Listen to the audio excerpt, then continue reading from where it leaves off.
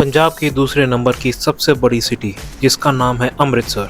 अमृतसर जहाँ पे सिख समुदाय का सबसे प्रमुख और पवित्र स्थान गोल्डन टेम्पल है। गोल्डन टेम्पल के साथ साथ अमृतसर में बहुत सी ऐसी जगहें हैं जो कि घूमने के लायक हैं, जैसे कि जलियांवाला बाग, दुर्गियाना मंदिर, वाघा बॉर्डर, राम तीर्थ, इंडिया का आखिरी रेलवे स्टेशन अटारी, पार्टीशन म्यूजियम और गोविंदगढ़ किला।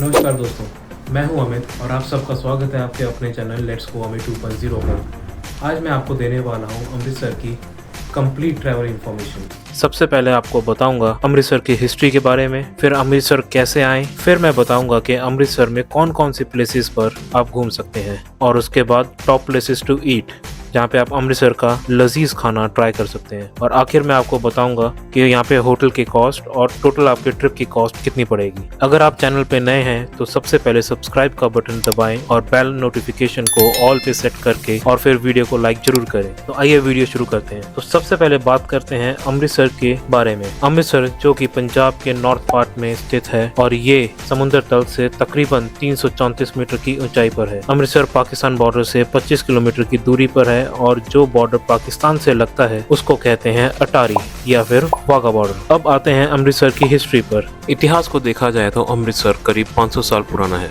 जब सिख धर्म के चौथे गुरु श्री रामदास जी ने 1564 ईस्वी में इस शहर की नींव रखी। उस समय उन्हीं के नाम पर इस शहर को रामदासपुर कहा जाने लगा। फिर लगभग 13 साल बाद उन्होंने गुरुद्वारा श्री हरमंदिर साहब की नींव रखी, जो कि 500 बीघे में तैयार इस गुरुद्वारे में एक सरोवर भी बनाया गया। इसी तालाब के बीच एक मंदिर बनाया गया है जिसे स्वर्ण मंदिर के नाम से जाना जाता है। इस गुरुद्वारे के बाद ही अमृतसर सिख धर्म का केंद्र बना। फिर धीरे धीरे इस शहर में व्यापार भी स्थापित हुआ और पूरी दुनिया में अमृतसर ने अपनी एक अलग पहचान बनाई। फिर साल 1849 का वो समय आया जब अमृतसर को ब्रिटिश हुकूमत का हिस्सा बना दिया गया। तो अब बात करते हैं ट्रांसपोर्टेशन की। अगर चंडीगढ़ से अमृतसर आ रहे हैं तो क्या क्या ऑप्शन हैं आपके पास। तो सबसे पहले फ्लाइट्स अगर देखी जाए तो चंडीगढ़ एयरपोर्ट से डायरेक्ट अमृतसर की फ्लाइट्स भी आपको मिल सकती हैं, जो कि 6000 रुपये से शुरू होती हैं। उसके बाद आते हैं ट्रेन पर। चंडीगढ़ से अमृतसर डेली 7 ट्रेनें चलती हैं मॉर्निंग टू इवनिंग, जिसके किराए की अगर बात की जाए तो सेकंड सीटिंग का किराया 125 रुपये है, स्लीपर क्लास का 185 रुपये है, चेयर कार का 445 रुपये है, थर्ड एसी का 505 से 555 रुपये के बीच में वेरी कर सकता है, सेकंड एसी का 710 से 760 रुपये के बीच में वेरी कर सकता है, और फर्स्ट एसी का लगभग 1255 रुपये किराया है। ट्रेन के बाद बसेस भी चंडीगढ़ से बहुत चलती हैं, जो कि सेक्टर 43 से डायरेक्ट अमृतसर जाती हैं। नॉर्मल बस जो कि नॉन एसी बस है उसका किराया 390 से 400 के बीच में वेरी कर सकता है, और एसी बस या फिर लग्जरी बसेस जो वॉल्वो या मर्सिडीज हैं उनका किराया 600 से 1500 रुपये के बीच में वेरी कर सकता है। चंडीगढ़ से अमृतसर का डिस्टेंस लगभग 226 किलोमीटर है। अगर आप अपनी पर्सनल कार से ट्रैवल करना चाहते हैं तो इजीली कर सकते हैं। चंडीगढ़ से अमृतसर पहुंचने में आपको लगभग 4 से 4.5 घंटे का समय लग सकता है। अगर रूट की बात की जाए तो चंडीगढ़ से आप वाया कुराली, रूपनगर, नवाशहर, जालंधर, ब्यास होते हुए अमृतसर पहुंच सकते हैं।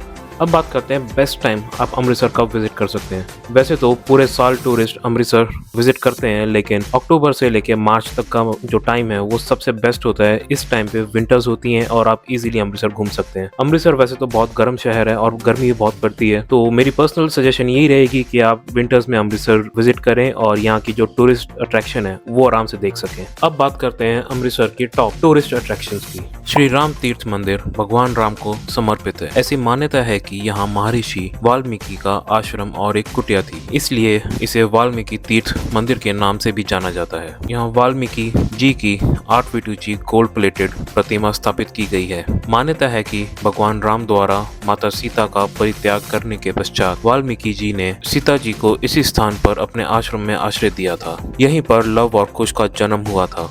महर्षि वाल्मीकि ने रामायण की रचना भी यहीं की थी। इसी आश्रम में उन्होंने लव और कुश को शस्त्र चलाने की शिक्षा भी दी थी। जब राम जी ने अश्वमेघ यज्ञ के लिए घोड़ा छोड़ा था तब इसी स्थान पर लव कुश ने उस घोड़े को पकड़ा था और राम जी से युद्ध भी किया था। इस मंदिर के समीप ही एक सरोवर है जिसे बहुत पावन माना जाता है। मान्यता ये है कि सरोवर को हनुमान जी ने खोदकर बनाया था। इस सरोवर की परिधि 3 किलोमीटर की है। सरोवर में स्नान करने के पश्चात भक्त इस सरोवर की परिक्रमा करते हैं। यहाँ प्राचीन बावड़ी भी है। माना जाता है सीता माता यहाँ स्नान किया करती थी। इस बावड़ी में स्नान कर महिलाएं संतान प्राप्ति की प्रार्थना करती हैं। मंदिर के समीप ही प्राचीन श्री रामचंद्र मंदिर, जगन्नाथपुरी मंदिर, राधा कृष्ण मंदिर, राम लक्ष्मण सीता मंदिर, महर्षि वाल्मीकि का धूना, सीता जी की कुटिया, श्री लक्ष्मी नारायण मंदिर, सीताराम मिलाप मंदिर जैसे प्रमुख धार्मिक स्थल हैं जो रामायण की याद दिलाते हैं। कार्तिक माह पूर्णिमा के दिन श्री राम तीर्थ मंदिर में 4 दिवसीय वार्षिक मेला का आयोजन किया जाता है। दुर्ग्याना टेम्पल प्राचीन हिंदू मंदिर हाथी गेट क्षेत्र में स्थित है। यहाँ पर दुर्ग्याना मंदिर है। इस मंदिर को हरमंदिर की तरह बनाया गया है। इस मंदिर के जलाशय के मध्य में सोने की परत चढ़ा गर्भगृह बनाया हुआ है। दुर्ग्याना मंदिर के बिल्कुल पीछे हनुमान मंदिर है। दंत कथाओं के अनुसार यही वह स्थान है जहाँ हनुमान अश्वमेघ यज्ञ के घोड़े को लव कुश से वापस लेने आए थे और उन दोनों ने हनुमान को परास्त कर दिया था। जलियांवाला बाग अमृतसर के गोल्डन टेम्पल के नजदीक स्थित है। यह वह जगह है जहाँ पे इतिहास का सबसे बड़ा नरसंहार हुआ था, जो ब्रिटिश शासन की क्रूरता का गवाही देता है। कहा जाता है कि 13 अप्रैल 1919 में यह हत्याकांड हुआ था, जिसमें 380 लोगों की मौत हुई थी। रोलेट एक्ट का विरोध करने के लिए एक सभा हो रही थी, जिसमें जनरल डायर नामक एक ब्रिटिश ऑफिसर ने अकारण उस सभा में उपस्थित भीड़ पर गोलियां चलवा दी। ये है वो निशान गोलियों के जो जलियांवाला बाग में चलाई गई थी उस टाइम पे। ये है वो कुआं जहाँ पे लोगों ने अपनी जान बचाने के लिए छलांग मारी थी। और तो चारों तरफ से इसको कवर कर दिया है। वैसे ये तो ब्रिटिश सरकार का सरकारी आंकड़ा है, लेकिन कई लोगों की मानना है कि इसमें 1000 से ज्यादा लोगों की जान गई थी। वाघा बॉर्डर तो अभी पहुंचे हैं अमृतसर अटारी बॉर्डर। यहाँ पे शाम को फ्लैग मार्च होता है, वो देखेंगे। अभी तो 3 बजे हैं, लगभग 2 घंटे हैं अभी ये प्रोग्राम स्टार्ट होने में। तो चल के अभी सीट बुक करेंगे। धूप बड़ी तेज़ हो रही है इधर। हाँ, सामने ये जो रेड बिल्डिंग है, इसके पीछे जस्ट पाकिस्तान है। तो बॉर्डर से ये कह लो हम लगभग 200 मीटर की दूरी पे ही हैं। अभी चल रहे हैं, लाइन में चेकिंग होगी अब यहाँ पे हमारी आगे बॉर्डर पे जाने के लिए। व्यू दिखाऊँ, सामने एकदम पाकिस्तान है, पाकिस्तान का झंडा है ऊपर, और वो सामने जिन्ना की फ़ोटो लगी हुई है वो रही उधर। कि स्टेडियम की आप हालत देखिए, ऑलमोस्ट ये फुल होने वाला है। और सामने पाकिस्तान का स्टेडियम है, एकदम खाली पड़ा है, वहाँ पे एक बंदा नजर नहीं आ रहा है। अमृतसर में वाघा बॉर्डर सोन मंदिर से करीब 30 किलोमीटर की दूरी पर है। भारत और पाकिस्तान के बीच यह एकमात्र सड़क मार्ग है। रोजाना सूर्यास्त के पहले वाघा बॉर्डर पर रिट्रीट सेरेमनी होती है। इस सेरेमनी में भारत और पाकिस्तान के जवान शामिल होते हैं। इसको देखने के लिए दोनों की तरफ से काफी संख्या में पर्यटक आते हैं। अब बात की जाए यहाँ की टाइमिंग की, तो लगभग 3:30 बजे यहाँ पे लाइन लगनी शुरू हो जाती है और एंट्री के लिए गेट भी ओपन हो जाते हैं। अगर आप थोड़ा लेट होते हैं तो हो सकता है कि आपको बैठने के लिए सीट ना मिले, लेकिन वाघा बॉर्डर पर अब आप अपनी ऑनलाइन टिकट भी बुक करा सकते हैं। अब यहाँ पे जो रिट्रीट सेरेमनी होती है वो लगभग 45 मिनट की होती है। 5:15 बजे शुरू होती है और 6 बजे तक खत्म की जाती है। उसके बाद आप वापस आके वहाँ पे कुछ एक सेल्फी पॉइंट्स हैं जहाँ पे आप अपनी सेल्फीज वगैरह खिंचवा सकते हैं। वाघा बॉर्डर पर आने के लिए कोई फीस नहीं लगती।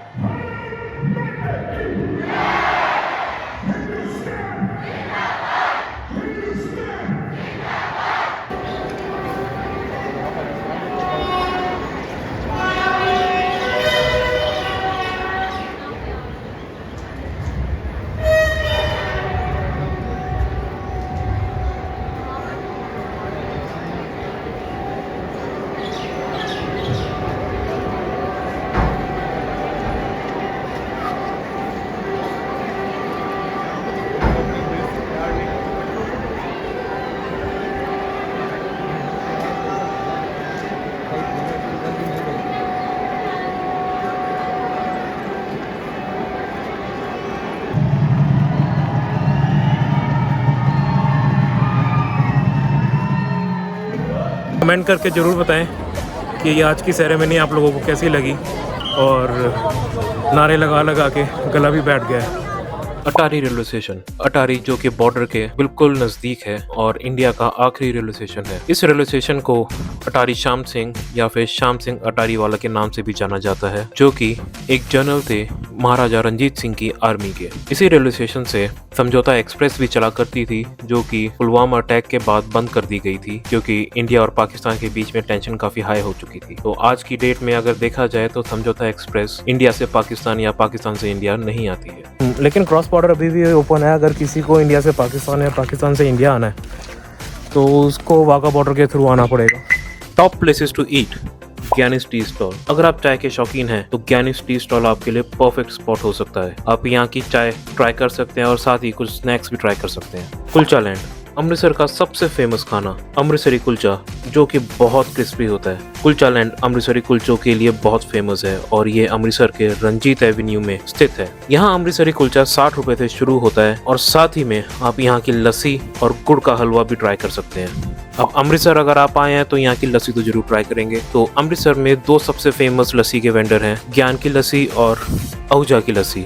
आप चाहें तो दोनों की लस्सी ट्राई कर सकते हैं। यहाँ जो लस्सी का प्राइस होगा वो होगा 60 रुपए। अब अगर आप लंच या डिनर ट्राई करना चाहते हैं तो इसके लिए आप केसर का ढाबा या प्रावादा ढाबा ट्राई कर सकते हैं, जो कि यहाँ के बहुत फेमस रेस्टोरेंट्स हैं। अब बात करते हैं स्नैक्स की। शाम के टाइम अगर आपको कुछ हल्का फुल्का खाना है तो आप अमृतसर का सबसे फेमस सतपुरा ट्राई कर सकते हैं। ये एक तरह की फ्राइड पैटी होती है जिसकी फिलिंग आलू की होती है और इसका प्राइस आपको 15 से 20 रुपए तक वेरी कर सकता है।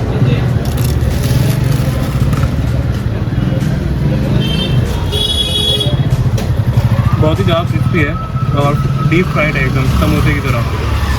पैटी तो हमारी बेक्ड होती है, ये पूरा फ्राइड है कढ़ाई के अंदर। स्वाद बहुत ही बढ़िया।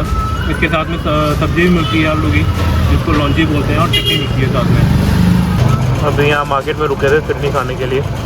अब यहाँ की अमृतसर की फेमस फिरनी है काफ़ी, देखते हैं इसका टेस्ट कैसा है। मुंह में जाती एकदम घुल रही है। अब बात करते हैं एक्सपेंसेस की। सबसे पहले आते हैं होटल एक्सपेंसेस पर। अमृतसर में आपको लो बजट से लेकर 5 स्टार प्रॉपर्टी आराम से मिल जाएगी, जिसकी रेंज 500 रुपए से लेकर 6000 तक हो सकती है।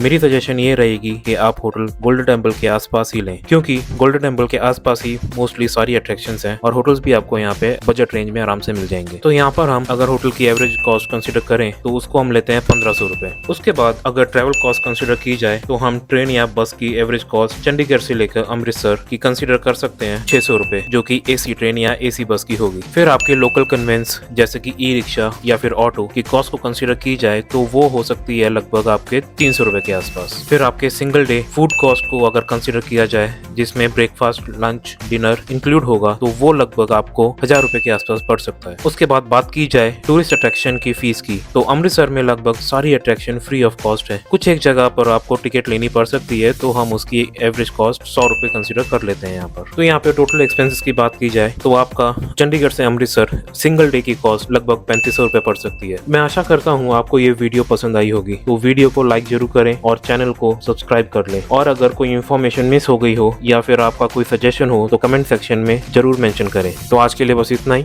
Thank you for watching.